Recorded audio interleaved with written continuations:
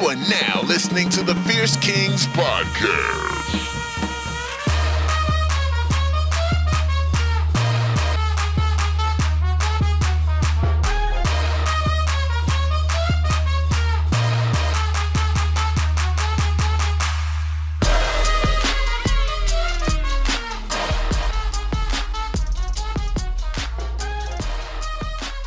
Stu, knock knock.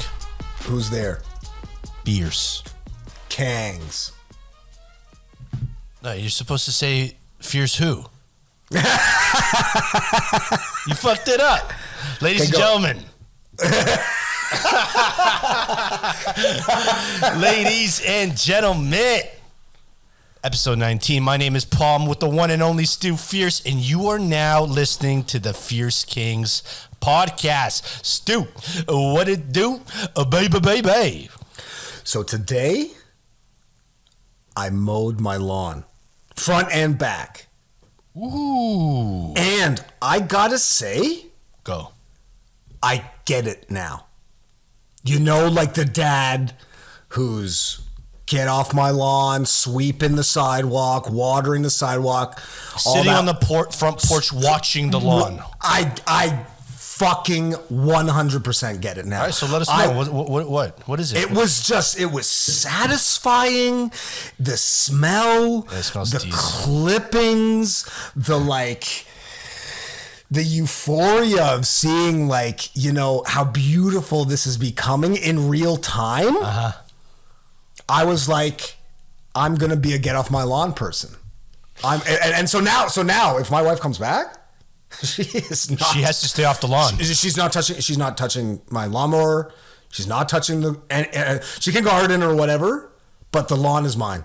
So do you have an electric I ting? do. So it actually sucks, but I've figured out the system where I'm kind of like a guy and a horse where he's with the lasso and stuff like that. Got it. I got the cord over my arm, and when I spin around, I flip it around and all this sort of stuff. I worked out the system. You got the system. You got the system going.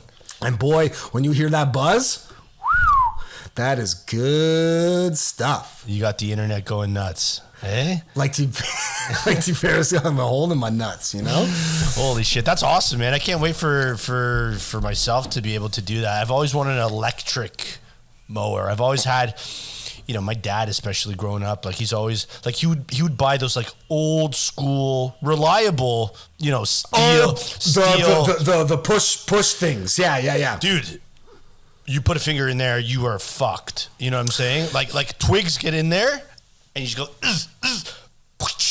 like you'll break through bone, dude. Straight up. So I actually had that where I just must have totally forgot when I cut off the stump of my Christmas tree. So what you're supposed to do when you get a Christmas tree, you leave it in the back for a little while, and then you cut off a section of the of the bottom so it's fresh, and then you put it in the water and you hang it up and everything. So I left the stump just because I forgot. So then I felt a and then I was like, oh man, this fucking thing died. Did the cord come off or whatever? And then I flipped it over and I saw that it was just sucking it back, right? Like this just a big fucking... It was trying to get it down. So then I went and I grabbed a saw and I cut it all off and poked it all out. And then... And you're like, yo, if you put your arm in that shit, guerrilla radio. Yeah, turn that shit up. But also, it's also a scary device is a weed whacker. Yes, so that was my first, that was my inauguration into the lawn game. Last year I was doing, we got tons of weeds, so I was doing a lot of that. And so because our front lawn is pretty small, but the back one is quite big. Large, I would tend to be doing the front, and I'd use the weed whacker for pretty much everything. But shit, I'd be out there for an hour and a half. I buzzed out. You could weed whack a lawn, but it would just take a long time, and it'd be probably inconsistent. Exactly. But so that that would take me an hour and a half or 2 hours, and then I mowed it today. I was in and out there in 12 minutes. Just like... You just brushed your shoulders off, eh? Yeah. Lawns is pimps, too. Yeah. Because, so it was... but that was the... I think the harsh realization was that it was like... I'm a dad now. Like, that's dad shit. Well, you're the king of the casa. Yeah, exactly. And the mi casa no es su casa. Yeah, it's not su casa. Mi casa es mi casa, not su casa. So get off of my casa before I bust a capa. Yeah. You know what I'm saying? Exactly. And so that was one of those weird things too. Like, as I'm saying, is that it's like you always, when we're younger and you're rebellious and all that sort of stuff, you're always thinking like, why are your parents like that? Why are your parents like that? And so then today after that, I was like, I get it. I fully get it. When you are manicuring and massaging your lawn and you see some little fucking piece of shit with his soccer ball or whatever on that, get the fuck off. Or even a dog worse, dump. A dog dump. Yeah. And like what I'm seeing more, I don't know if you see this around your neighborhood now, but people are putting these kind of like, don't shit on my lawn. It's like a dog. It's a dog made of steel, and it's just like, don't dump here. And they put it in the grass, and it's supposed to tell dog walkers like, this is a dump free zone, right? Like don't even dump and scoop. Like just don't do any of that stuff. Please just refrain from whatever it is. Hit the neighbor's lawn. Hit the neighbor's lawn. Yeah. Oh, yeah. But imagine getting to a point in society where you have to say that. I don't want feces on my property. Is it okay if you don't put those feces on my lawn? You know? Right? It's not that. Like, it's not a crazy ass. That's not an absurd request. I was just going to dump here. Oh, no. Is it okay if you don't dump here? And maybe dump, I don't know, in a dog park or in a toilet.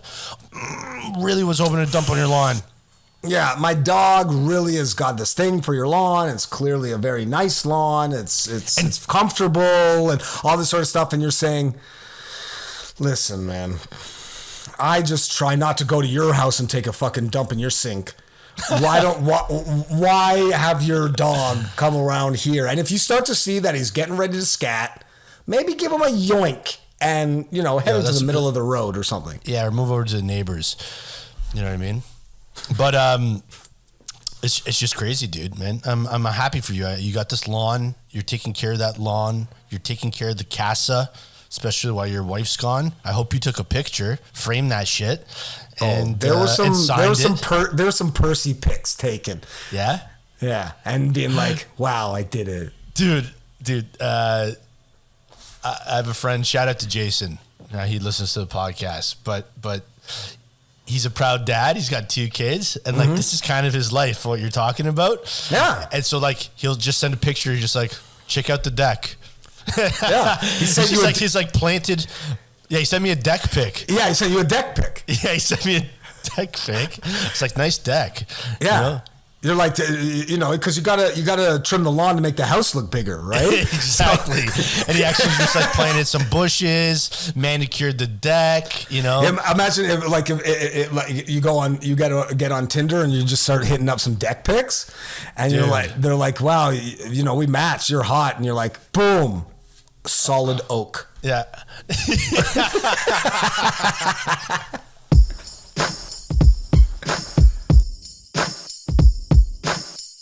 You are now listening to the Fierce Kingz podcast.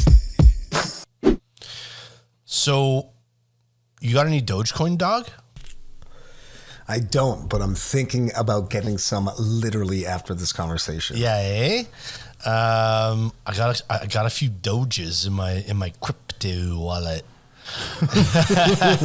Because I know that you were, we've talked about crypto before, and I know that you were like, you're on it. You research it and shit. I'm there, dude. I know about those top 10 coins, those altcoins. I know about those micro altcoins. I know the ins and outs of the industry. Like it's a crazy place. It's really exciting, to be honest.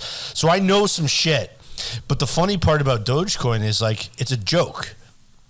Right. Like it's literally a fucking joke. Like it's the meme, the Dogecoin. I bet you there's people that have those dogs. What is it? Like Shiba Inu? Looks like it. And they're just like, fuck you guys, man. I love this dog, and this you make a joke out of my dog and putting it on a fucking coin. You know what I'm saying? Or whose dog is it? It's somebody's dog. I guess my question is, whoever made that meme, are they do they have Mad Dogecoin? Like is that meme creator like fully invested? Like is he getting a cut? That's a big question, but it's a craze, man. And I think, the reason why it's so big is because it's like the entry into crypto, and they're selling it on like Robinhood and all those like investor apps and shit like that for just normal people that have a couple $100. Well, and it's cut rate, right? Like it's super cheap right now. Like it's under $1, and I think for a while it was like a fraction of a penny, right? And so it's like now it's got this potential to like sort of be a thing.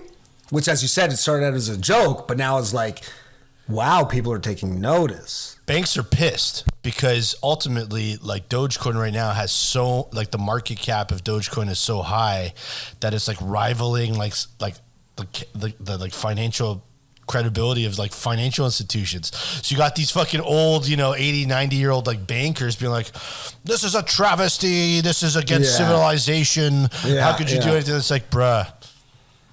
Like, no one's buying Pepsi stock, Yeah, but at the end of the day, currency is arbitrary anyway. Sure. Right? Like, so that's the whole thing. That's why it's flipped it all on its head, because you're saying somehow, probably and again, I'd probably have to do more research on like the inception of sort of currency and stuff like that. But you're probably under the idea that at one time, it was exchanged for precious metals or whatever, gold. like gold or whatever. And then, even still, you put silver. Yeah, you put a number on that just because of the scarcity, and so it's become arbitrary anyway.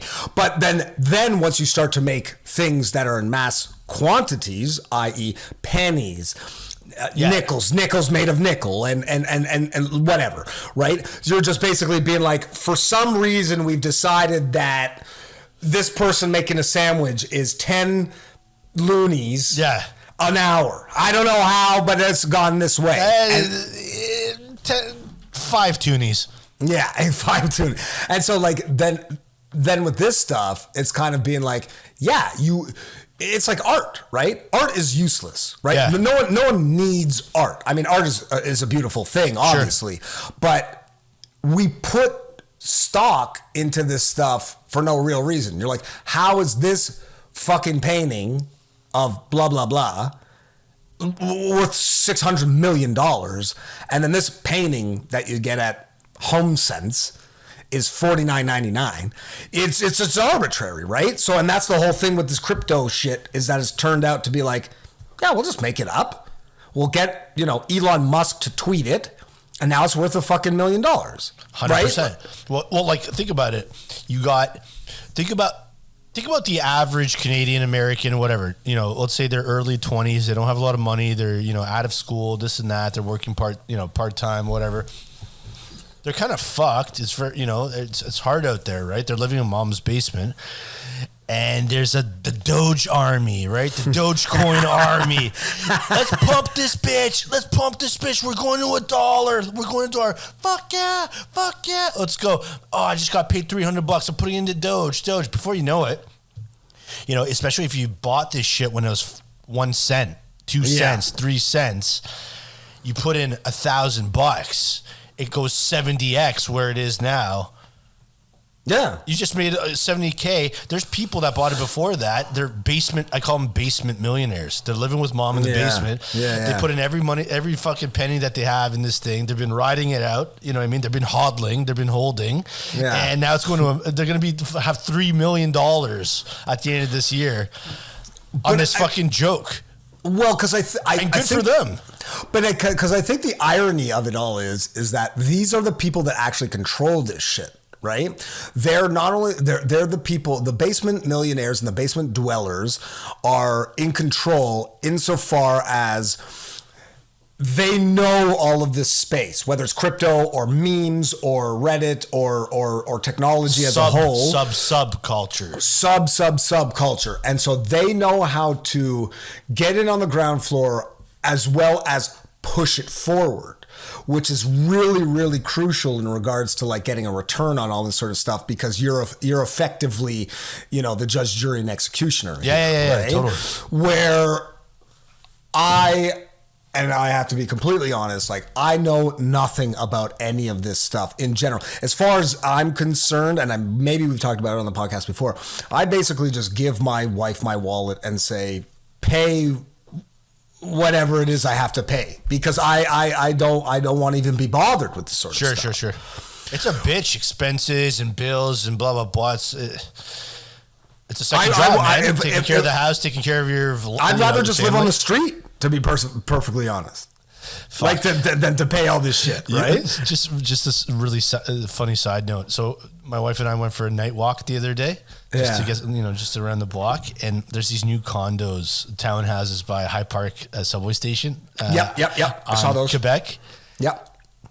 And there was just a guy that had pitched a tent on one of the front lawns. Just said, fuck it. And I can't afford inside. I'm going to go outside. There. There's two people just sleeping on the front lawn of someone's townhouse. And he's just paying $300K a year,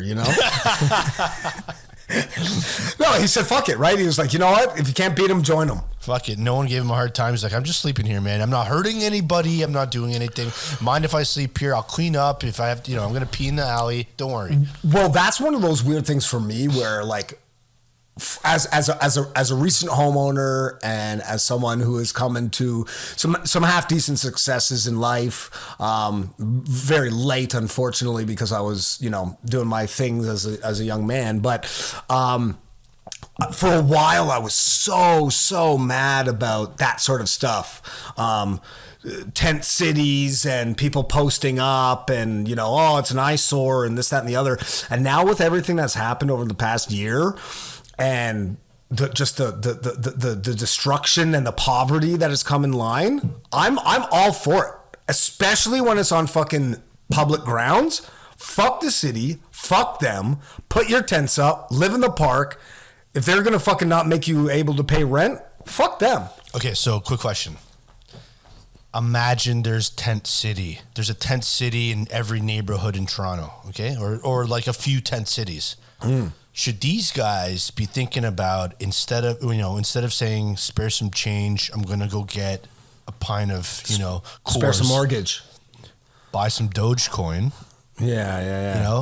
save up for you get some internet, get a phone, go to a net public library, sit on the sidelines and connect to that free Wi-Fi, buy some Doge, and be, instead of a basement millionaire, potentially an outdoor millionaire, a tent millionaire, and just thrive.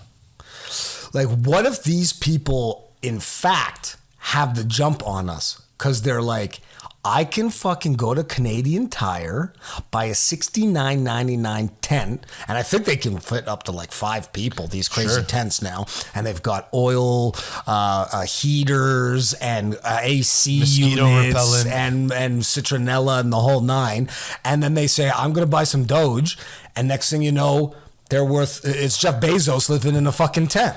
Yeah, he's just like, I take minimalism seriously.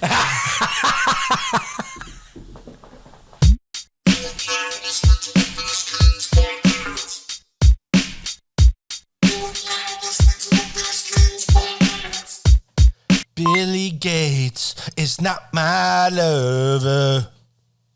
Have you heard this? That song? That's my favorite song. The Billy Gates is not my lover song? Yeah. Because fuck Billie Jean, man. Fuck Billie Jean. It's all about Billy Gates. Dollar Bill Gates? Dollar Bill Gates. Dollar Gates, y'all. Have you heard this in the news? About them splitting up? They split up 27, 28 years. How does that happen? How does Bill Gates...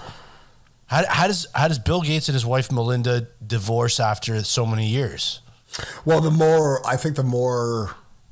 telling, or in effect ironic thing about it is like he put out a statement and is like, by the way, we respect, we please like everybody to respect our privacy during this tough time. And I'm like, man, you've been telling everybody how to live their life for the past fucking 30 years and vaccines and going into Africa and doing all this sort of stuff. I'm like, oh, now you want privacy? Okay. Privacy. Microsoft has been taking away my privacy for fucking since I was born. Dude. Right. They've been microchipping us since we could get a personal computer, and they're like, but by the way, respect it. Put respect on my privacy. Yo, put some respect on my name. So they're done. She copped a quick 70 bill. You know, it's great. You know, Bezos is in the same boat. You think that Billy Gates had a nice phone call with Bezos? Was just like, dude, man, same boat. I'm in the same boat. What do we do here? How'd you get that new girlfriend? Should I start untucking my shirt from my khakis now to because Bill Gates, if you take a pic, look at the pictures of Bill Gates from 2021 going all the way to 1970. It's the same guy. Same guy. Glasses, polo tucked into, beige khakis. Yeah, jorts, sports watch. But I guess the thing for me is, is he gonna go out and try to find some tail now? Like, do you think he's gonna go and try to get some bar play? He's on fucking Match.com looking for some vaccinated singles in his area today. but I mean, don't get me wrong. If you got a couple $100 billion in the bank, you could purchase anything that you want. But I mean, what is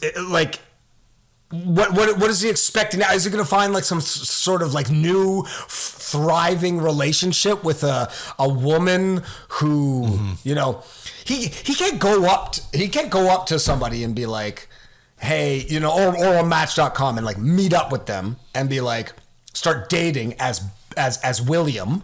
Mm-hmm. He's just on his Tinder profile. It just says William G. Yeah, William and then they start to hook up or whatever. And he's like, "Wow, I really love this person for her mind and everything." And she's like, "You're fucking Bill Gates. I stand to get me pregnant, and I'm stand to make marry me right now." Yeah, and I stand to make $50 billion. Yeah, exactly. I'd marry him. I'd fucking suck his dick off for $15. Dude, no prenup. Just get it done.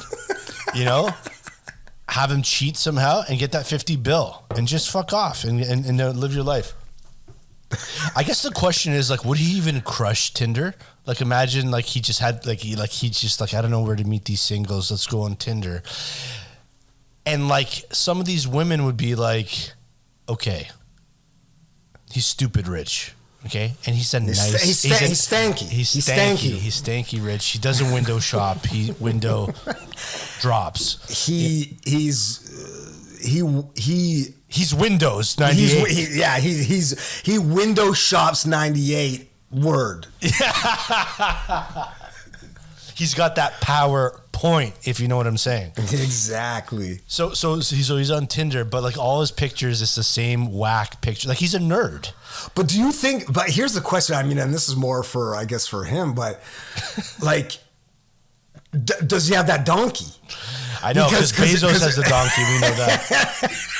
He might not have the double donkey. No, I'm thinking he's working a gherkin, and there's a potential that you need a couple bill to facilitate. Yeah. Getting that popping, you know what I mean? Yeah, exactly. There's a contract agreement that's taking place that's saying, listen, just keep it to yourself.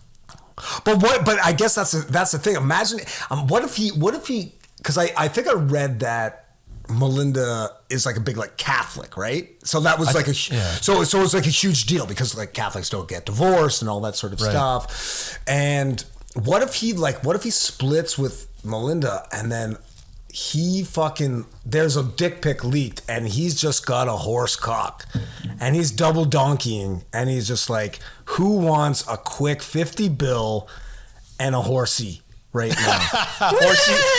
Horsey caca. Yeah. No, that's a great question. I guess the question is what is she doing though now? She's fuck, I'm a free woman. I got 60 bill.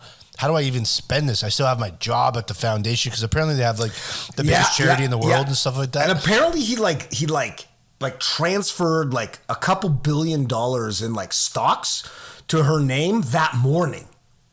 Some weird. Do you think it could be? You think there could be like some sus shit where they're still in love and they're like, let's play some incognito public thing, but we're actually thriving secretly? It's possible, man. What if it's like some tax thing where they're just like, let's save 30 bill on taxes by X, Y, and Z. See, this is rich people problems. Yeah. Like we don't know these problems. Like I don't generally, we don't know these problems because we don't generally have to worry about it. Like I, maybe the only thing that like my wife has to worry about is when I take a little bit of a larger section of the Mr. Sub. Oh, got it. Yeah. Like we're not worrying about like, okay, like let's put in a couple bill into this foundation and then a couple of 100 mil into this, charity. And then we're going to tell everybody, like, I guess, what was it Jay-Z and Beyonce did with, what was that song? Soapbox or something like that. Something like that. And being like, we're going to make people think that you cheated on me or something. And then we're just going to sell the biggest album of all time, make 500 million, and then come back and be like, got you. We're like, I don't know, man. I don't know. I mean, I think Dollar Bill Gates he's just, Bill Gates is just a sus ass fool altogether. And, because he's been known, right? Like even that whole thing, like his claim to fame was getting DOS, right? But he stole that off somebody and everything, right? I think once you're in that tech world and you're going out for beers with other tech people that are doing things, and someone's like, yo, I got this thing that's called DOS, it's gonna be sick, blah blah. He's like, oh yeah, how'd you manufacture, like how'd you put that together, who are the people involved, blah blah. Stolen. I think like all this IP gets stolen in Silicon Valley. Silicon Valley. If you live and work and have a life in Silicon Valley, they all rip each other off, I think. Oh, big time. And that's why it's so fucking cutthroat. Because it's not like talking about like, a recipe at the fucking pizza shop, right? We're talking about these people are at the forefront of technology. Of technology and modern innovation. And they're like, oh shit, that guy came out with that thing. I'm going to make a fucking $1 billion. It's not being like, yeah, my local convenience store is going to make a few bucks because I got the cool jewel pods. It's like, this is like fucking a big deal. It's a big deal. It's a lot of fucking money. Bill Gates, Jeff Bezos, Elon Musk, all these guys, like think about how much money they make. Like the countries need them, right? Yeah. For all this innovation. Like when Tesla's making mad cash, America's making mad cash. Yeah, and then they know it too, right? Like their understanding is being like from the opposite end. And actually, in fact, the way that Musk got started is he was subsidized a lot by the government. I think still is now too, but that's where he got a lot of his starting, where he was very, obviously very smart and an inventor. And then used a lot of, grants and things like that, where it was kind of like, I need the government to help facilitate that. Now it's the reverse and be like, the government needs me to do this. And when you're in that position of power, you're crushing. You can do whatever you want. You can do whatever you want. They will let you fucking go bananas. Well, people have been leaving California, right? California.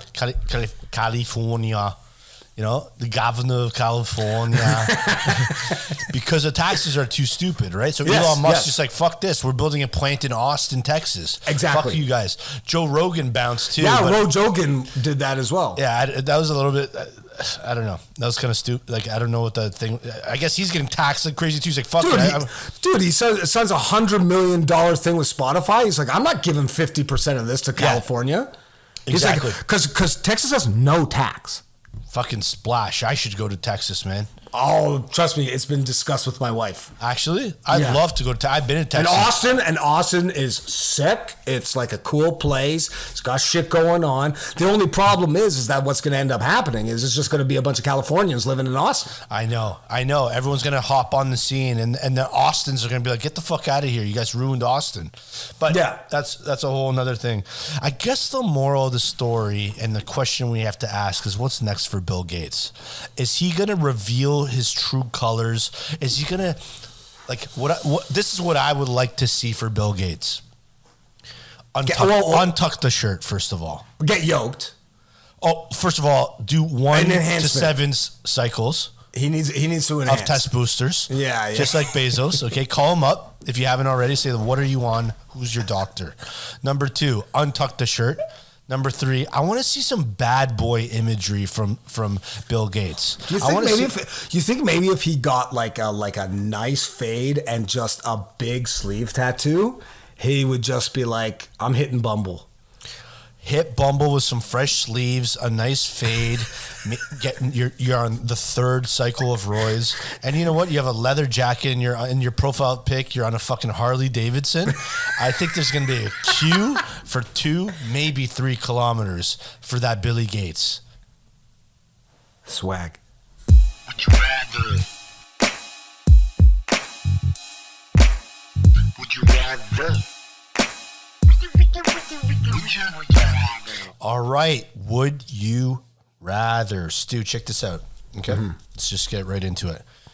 Would you rather be taken by a tornado or a flood? A tornado, I think. Because it's probably fun. Right? Like you're swirling around. You always see it where there's like debris and like cows and all sorts of weird shit that's like kind of spinning around. Or like a flood. I mean, I don't know if you've ever, and I'm assuming you have, but if you've ever like been taken by a current in the ocean or something like that. Yes. You're panicking. It's hectic. Like you're like, I can't breathe. I don't know. How am I going to survive this? I caught a bad wave or whatever. Where I think in a tornado, you might be able to like keep it together. I'd be like spinning around and being like, well, this is kind of cool. Yeah, this is a really hard one for me. I'm just trying to think. Like you mentioned debris and cows. What if they like bump into you? Like that's pretty painful, no? Yeah, but then you could like hold on to the cow and like ride him a bit and like kind of like, yeah, you're fucking woo, yeehaw. It's just you and me, baby. Yeah. But and then because also there's like a little bit of sort of like, you know, mystery. You're kind of like, what's in that tornado? Like, have you ever like? Are there other people in the tornado? Exactly. Like, are people chilling in the tornado? Like, what if you get to the tornado and it's like there's a bar there and it's spinning around and everybody's like sitting inside and they're drinking. They're like, hey, you know, the G-force is pretty hectic right now. But take a shot of this. Take a shot of this, and it's kind of spilling outside of your mouth or whatever. But you're like, with a flood, nothing's going on in the flood. Like you flood the bar, people are leaving. Yeah, that'd be really funny. You're in a tornado, and it'd be funny to see who else is in there with you, right? Like you're spinning around, so you're like, oh shit, I thought you died years ago. No. Yeah, so, I mean, I've been living down the street actually, and for a whole time. Good to see you. By the way, you know this tornado sucks. Eh? You know, in about 7 to 8 minutes we're gonna die. Eh? Yeah, and you're just like, all right. Let's take a shot. Like, I mean, what you got? It's like we'll take a bunch of people from high school. Yeah. You're like, oh, man, you're in this shit too? Yeah, this sucks, eh? Yeah, it sucks. Look at all those cows.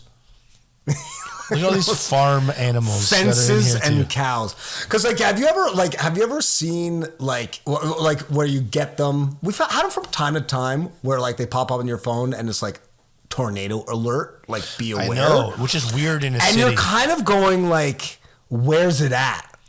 Because I kind of want to be like, I don't want to witness this tornado. Because you're kind of like, let me see what it's all about. You know what I mean? Like, is it as powerful? I haven't really seen a real tornado.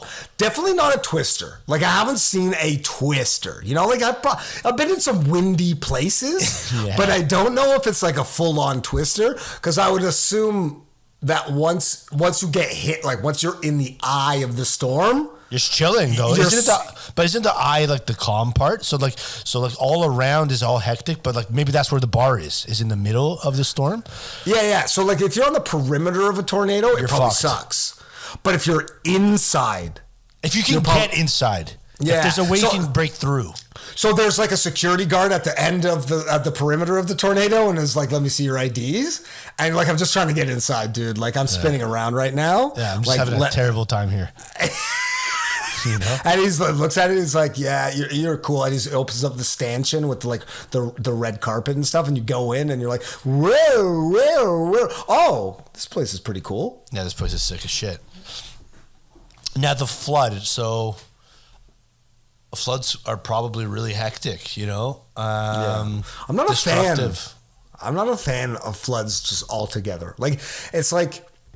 It's a terrible natural disaster, isn't it? Like we're like, oh, you know, a tornado ravaged the city, and it's just like, if they had a good engineer / architect, you know, and some insurance, of course, we can make it. We can make it, right?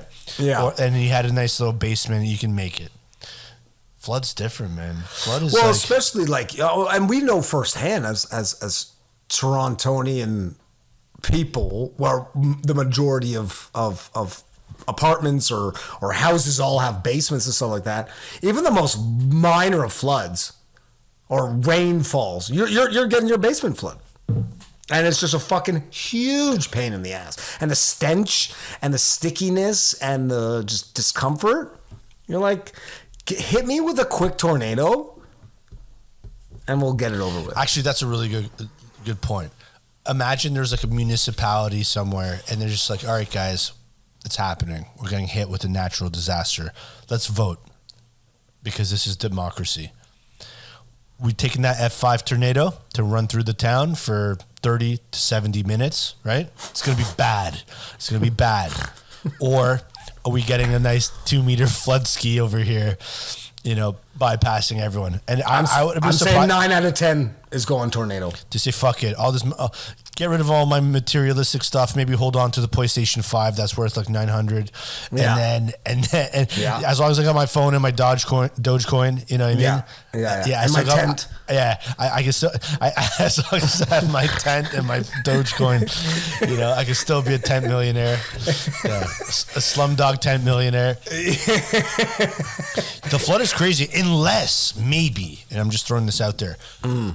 You ever seen, and you're from Australia, so you know, like there's an intense surf culture. Yes. Yeah. And there's some of these guys that are waiting their whole life for the wave. Yeah. I think I know what you're getting at. This is the wave that I've been waiting for. Like they know it's off the Richter, you know, the emergencies are coming. Like, this is my time to hit that wave. Imagine that tsunami's coming in, which ultimately obviously turns into a flood. If you're a surfer, you're definitely going for the flood, and you're saying, I'm going to ride this out easy. Oh, big time. Because also at the same point, you're like, if there's a fucking, you know, you see a flood coming down and you go to grab your fucking board and you're like, I can go rock this and like go, you know, surf by the local Timmy's or something. You're like, my life is complete. Yeah, I'm riding the wave, copping a 20-pack of Tim Bizzies. And a double-double. And #latergram. That's what I'm talking about. That is what I'm talking about. But those are two of the worst natural disasters.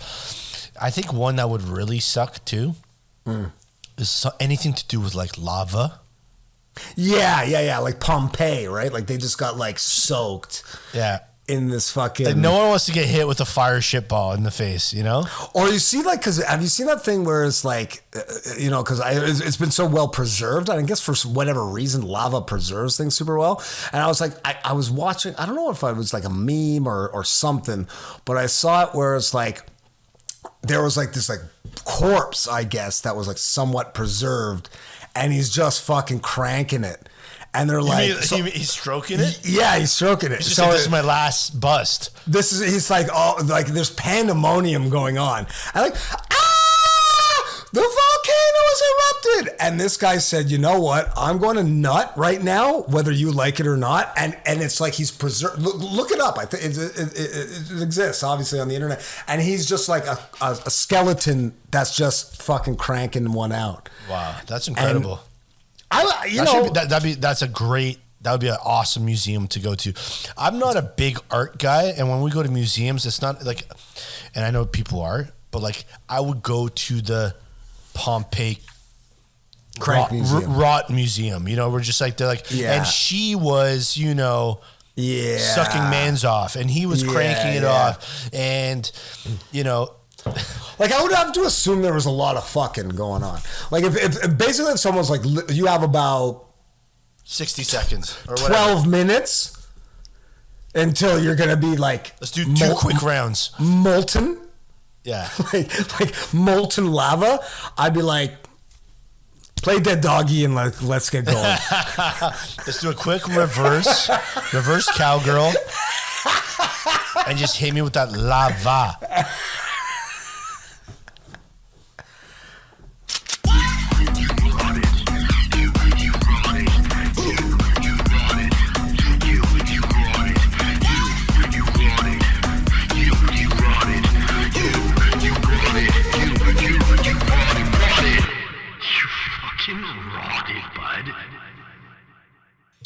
All right, folks, welcome to You Rotted. This is the segment where you guys can send us all that good stuff, those stories of times where you rotted. And to do so, send us an email to fiercekingz@gmail.com. Hit us up on YouTube. Hit us up on Instagram. You know we're active, and we want you to be active too. So, Stu, going to tell you a story. I think it's pretty jokes. It's going to be short and sweet. Okay. But I really want to know what you think. Okay. So I spoke to my buddy Jonathan. Shout out to Jonathan, by the way. Yeah. We caught up. He's an old friend. He used to live on my street. Yep. And he told me a story. And he told me a story because he thought that I was part of that experience, but I wasn't. You know how sometimes you're like, weren't you there? You know? Yeah. Yeah, but I was not there. It must have been someone else. So, okay, so check it out. So Jonathan here, when he was 14, 15, 16, 17, 18, was part of a ski club, okay? It was called Raven Snow Club. And what happened was, you go skiing, you get taught how to ski on Sundays, right? Once a week in the winter. And so he get picked up at like Prince Edward and Bloor Street, right by Royal York there, right? There's a church there. That's where my dentist is, man. That's what I'm saying. So there was a Greyhound would come in, and Greyhound has what, 60, 70 seats or something like that? Maybe more, actually. Could be closer to 100. And so every week he'd go to this parking lot, 6:30 in the morning. He'd go skiing. He'd get taught how skiing. What happens with the snow club is if the kids are good at skiing, they actually get poached. And like, yo, do you want to be the instructor when you're 18 or 17 or whenever it is? You know what I mean? Right. And so that happened to him. He's like, fuck yeah, this is great. So it's his first year. He's the instructor. It's his first day. It's his first Sunday. He gets on the Greyhound. He goes up. He meets the kids. They're fun. They're having fun skiing. And then they go hit lunch, right? And I don't know if you've ever been skiing or anything like that, but like I haven't. Hitting the lodge is sick for lunch because it's like cafeteria food, but like one step up, right? So you get like a banquet burger with a poutine, and you'll get like, a Mountain Dew. And because you've just like, burned a whole bunch all day, you deserve it type thing. No one holds back, man. Yeah. Poutine is like a easy thing that everyone, a staple. There. So they're going for lunch. The kids are there. They're getting their, little burgers, chicken fingers, stuff like that. And he's like, fuck it. Fuck this poutine. I'm going for the chili cheese fries with the banquet burger. I know where this is going already. Anyways, it's all good. They finish the day. They're going back to the bus. He gets on, and that's it. They're coming home back to Toronto, right? So the snowstorm hits, right? So the snowstorm hits before they even get to Barrie's, which is about halfway, right? Yeah. And because, think about it, it's a Greyhound that has like 100 people on it, 80 people on it. Not only that, there's like skis and equipment and boots and all this shit below. So this bus, man, weighs a ton, maybe 2 tons, maybe 10 tons. I don't know what it is. Yeah. And so the way he told me was like, it's not a snowstorm where you couldn't see, but it was very slippery. So this bus was like sliding on the highway all the time. And he started to feel kind of sick, bruh. and he started getting that nausea. You know what I mean? Oh, yeah, He needed that Pepto. And he's been pushing it down. He's like, not today.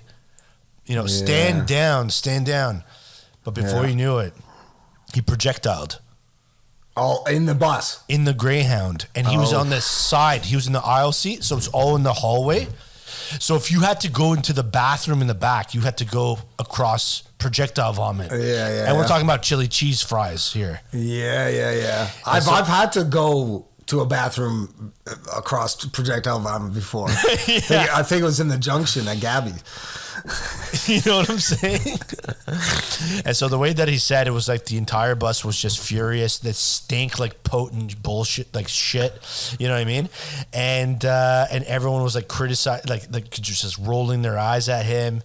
And essentially what happened is like they didn't have a mop or anything like that, so everyone had to spend the rest of the bus ride just with the smell and just like straight up vomit everywhere. It was a lot of it, and I'm sure there's people next to him that got hit too. There was like, you know, some fallen soldiers, and big time.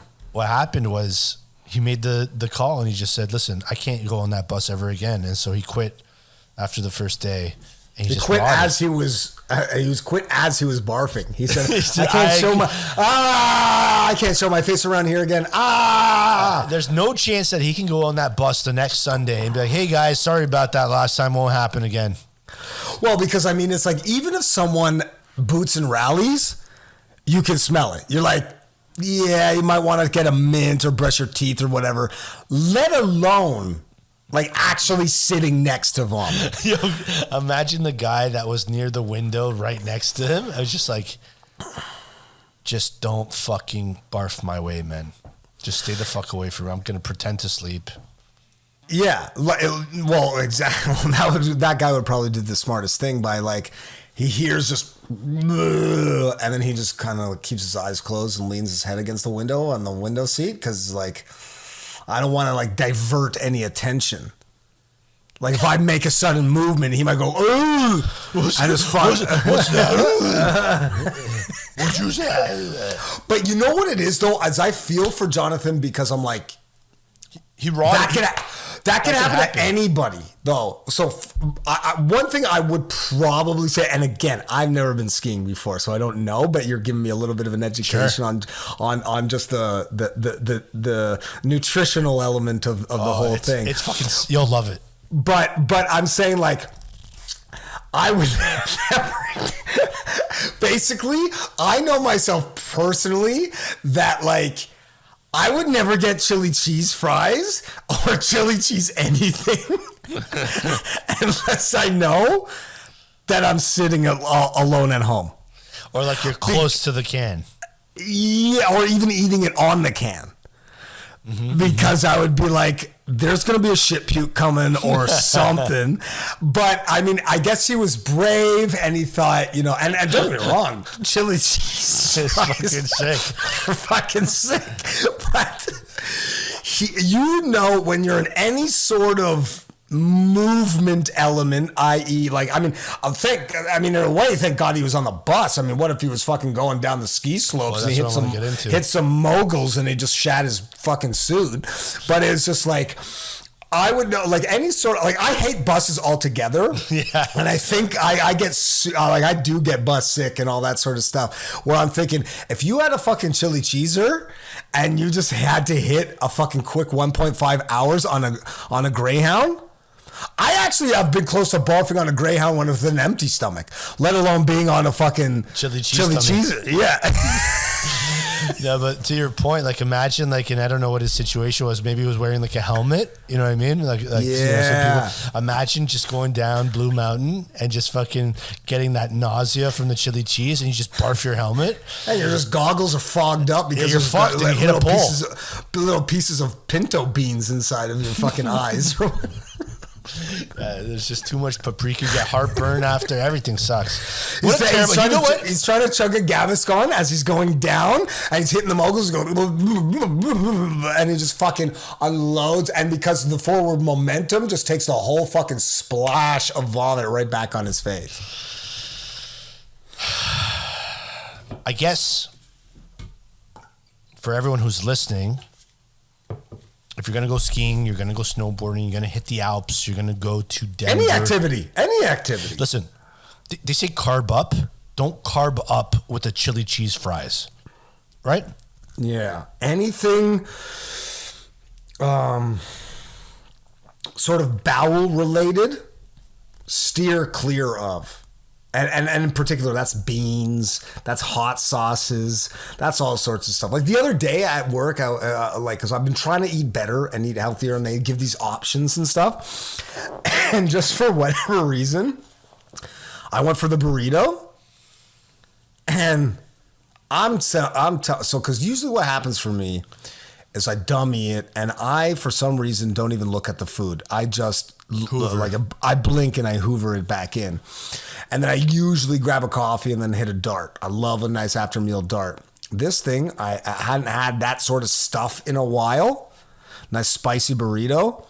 And I finished it, went out for my dart, and I halfway through the cigarette, I had to flick it and just run to the toilet. Yeah.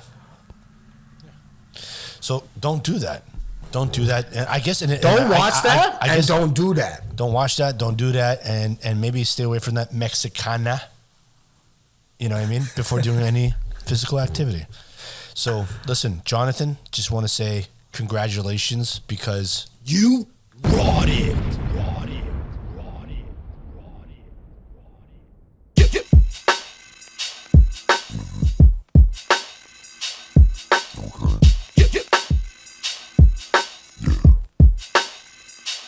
Fierce.